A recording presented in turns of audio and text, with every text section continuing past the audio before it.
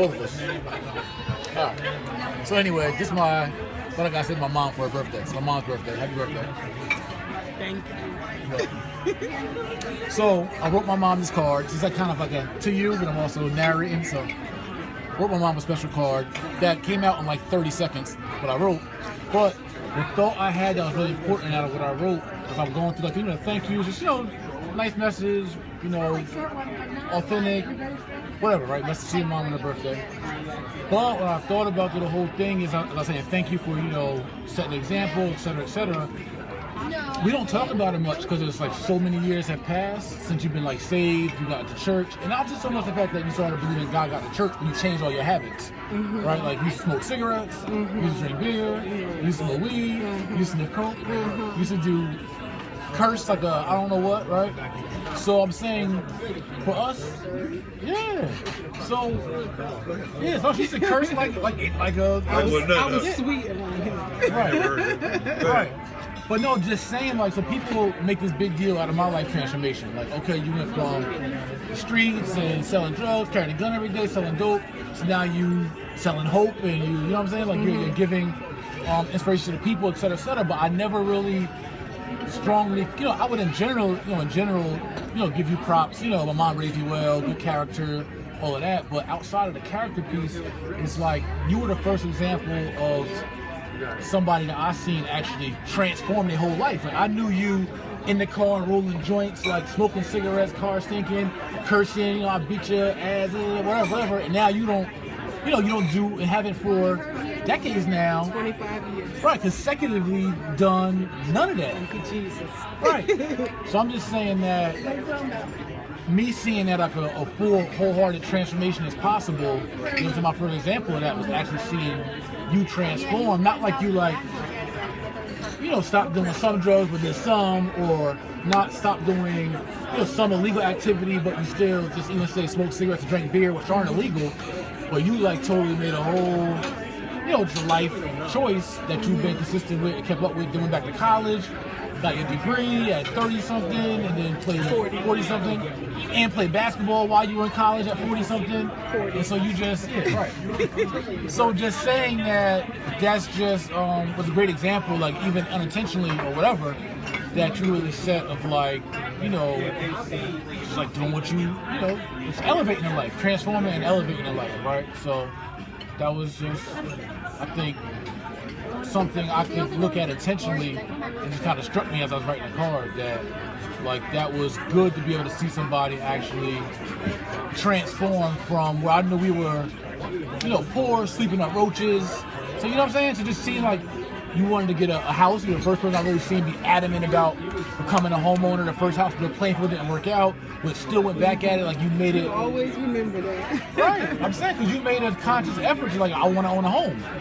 Like you could have just stayed, all right, let's get Section 8 of welfare and let's just rent and just be ghetto. But you like really made an intentional effort to transcend from ghetto. And so like I just think that is probably, you know, it's a lot of like where I'm at with my message and my brand is we got to constantly transform, we got to constantly elevate, we got to constantly evolve to one better. So that's, you know, kudos to you for setting that, you know, example within our household, which is why I said, you know, all of us got to be proud about that because like that was a real example. Like, again, you could have been done all that, but still be a mom that cursed, which ain't a bad thing, you know what I'm saying? But you didn't even do that. And even the smallest of things, like you try to perfect yourself, you know what I'm saying? So that was, you know, going from your peasy, dry hair and taking care of your hair, taking care of, you know what I'm saying? Like every little thing about yourself you constantly improve. Mm-hmm. So that was just, you know. That's really nice. No, that's nobody's ever said that to me. So that is greatly appreciated, and I just have to thank God. You know, like when I embraced the things of God, you know, I took them to heart, and that's really how it worked for me. So, you know. So what made you, like, I guess, outside of being saved and saying, okay, I don't want my soul to go to hell, like, outside of that, what made you transform everything? Like, so rigidly? I can only say because when I did get saved, that I took the Word of God real serious. Like I did anything. Like when I became a mother, that was like my number one priority. I wanted to be a mom, so I wanted to be the best mom. You know, when I became a wife for the first time, I wanted to be the best wife. So you became a Christian, you want to be the best Christian. yes, exactly. So you want to do everything as aligned and right as possible. Yeah. All right. Yeah, I remember because- those days. Yeah, I grew up in a home where perfection was expected. And if you weren't perfect or missed the foul shot in the game, you know, you still hear that to this day, you know, in a fun way, but deep down inside, it's like,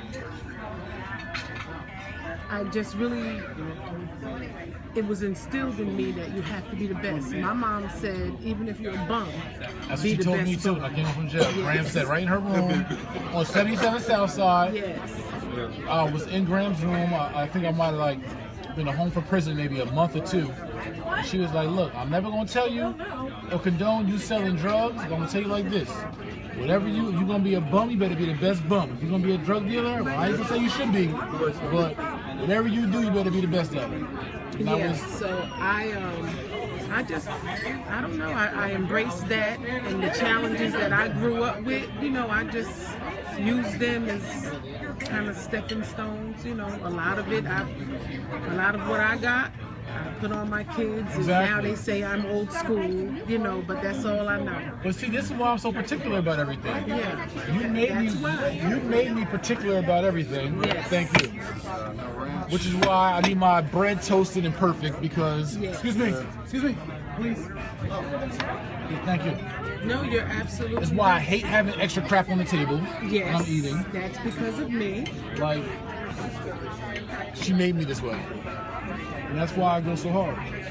But Yeah, yeah, and that's really what it is. It really is all about going hard. You know, even Artea said on Facebook today, in my birthday post, that she thanked me for training her in the way she should go.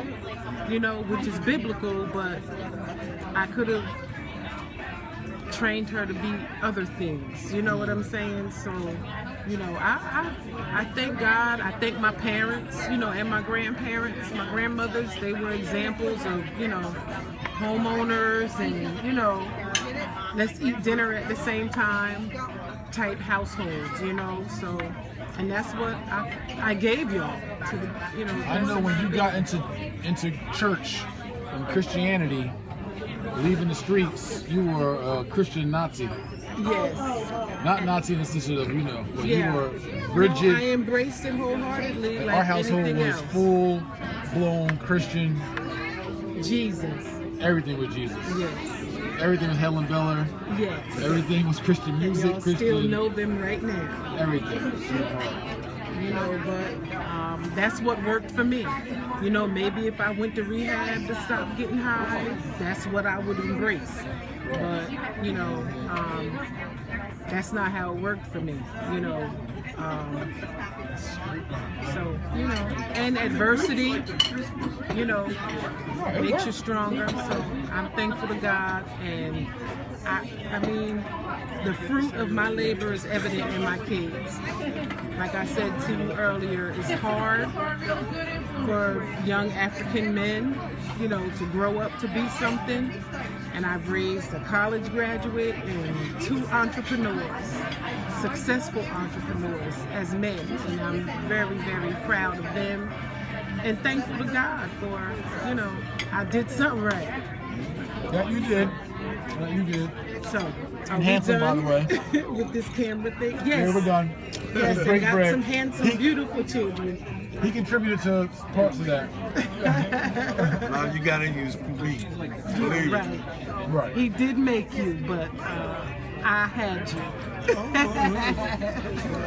Let's eat some of these cheese fries. Yes, the end. This is the J Chronicles 12, 11, 15, my mom's birthday, and that's it. Nothing special. I mean, that's special, but this video is just... I'm special. Just because. I know you are. Show them the gift I got you. Oh. First ever, first time ever. First teddy bear. The first teddy bear ever in life. I think.